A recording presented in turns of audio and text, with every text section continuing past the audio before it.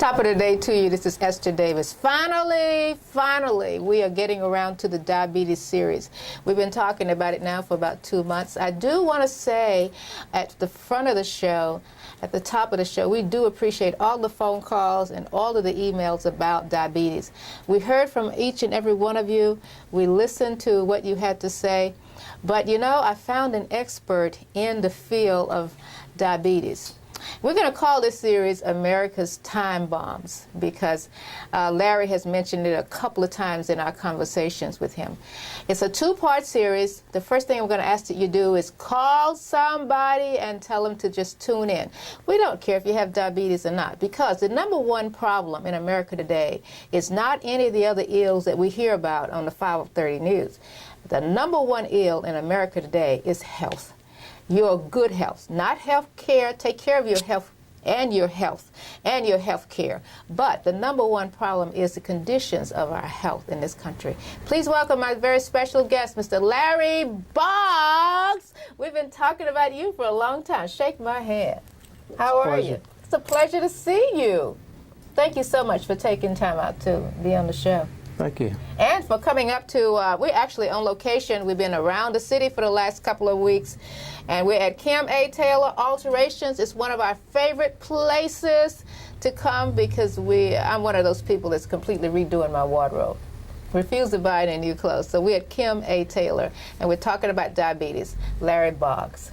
You know what I want to do with you? I want to start at the very, very beginning, because one of the things that still sticks out in my mind is you mentioned that when you first was diagnosed with diabetes, you went out and bought 40-some books.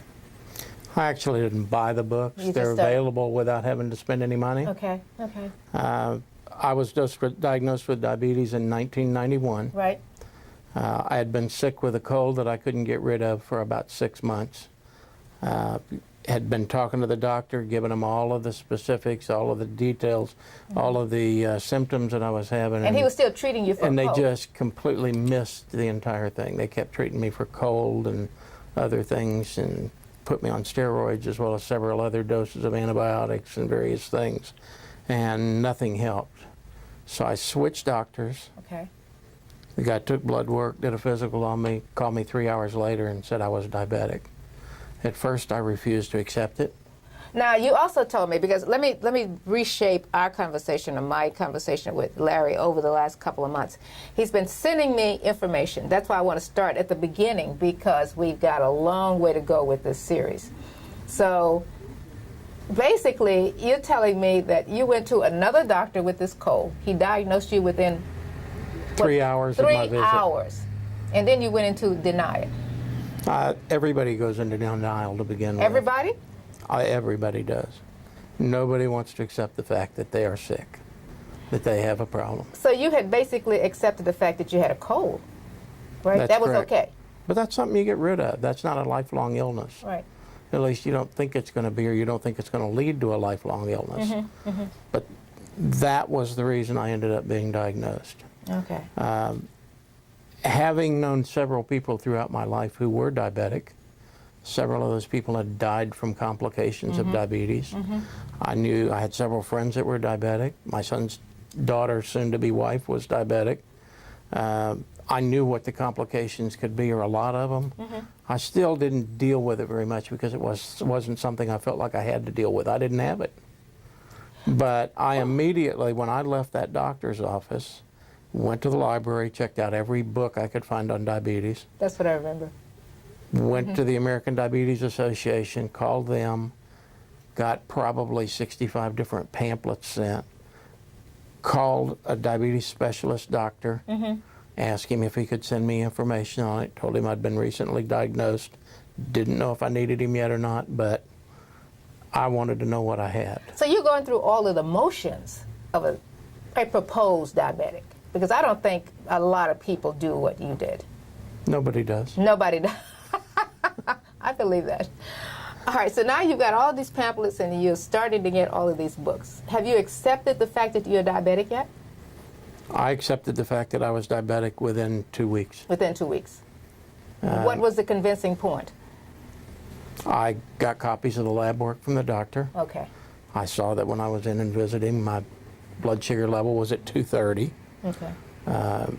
When I started reading through these books and doing a little research, I found out that if 2 hours after a meal your blood sugar level is over 125, 130, you're diabetic. So you actually just from the very beginning took charge, so to speak. Correct. Like I say, I knew enough people in my lifetime and enough people that had complications that I knew I didn't want any of those complications. I knew that I didn't want to die at 24 years old.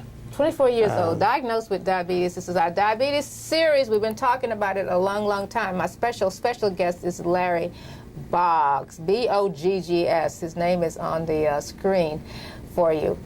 What else was in your family all of these years? Did you ever have an inclination that you might be a candidate for diabetes, or just completely? I mean, I understand you're 20 at this point.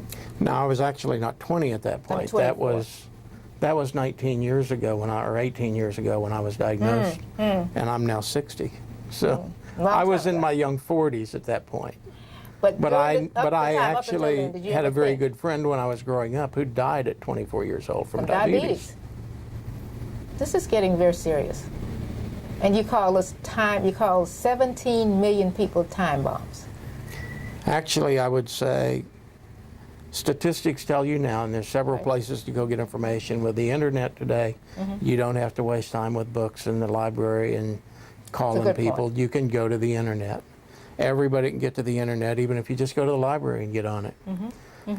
Diabetes.org is an extremely good website. Will give you tons of information. The American Diabetes Association's website. Right.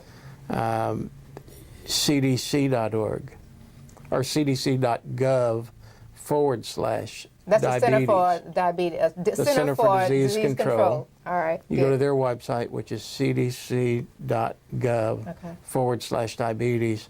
It will give you additional statistics and information. You can find all the complications. All of the signs. What I did when I was first diagnosed that brought me to reality, I think, is I sat down and as I went through the research, I listed the complications and the things that could happen to me in one column. And I listed what I had to do at that level with my diabetes diagnosis in order to avoid those complications for a long time. Okay. There were only two things I had to do to avoid them. What? That was eat right, which would cause me to lose weight, exercise, which would cause me to lose weight. If I ate right, I exercise, I could avoid the complications and the problems for a long, long time. That's still pretty much the case today, isn't it? That's exactly true. All right, I'm going to take a little bit of a break. You don't want to go away with Larry Boggs, diabetes. We're following his life with living with diabetes.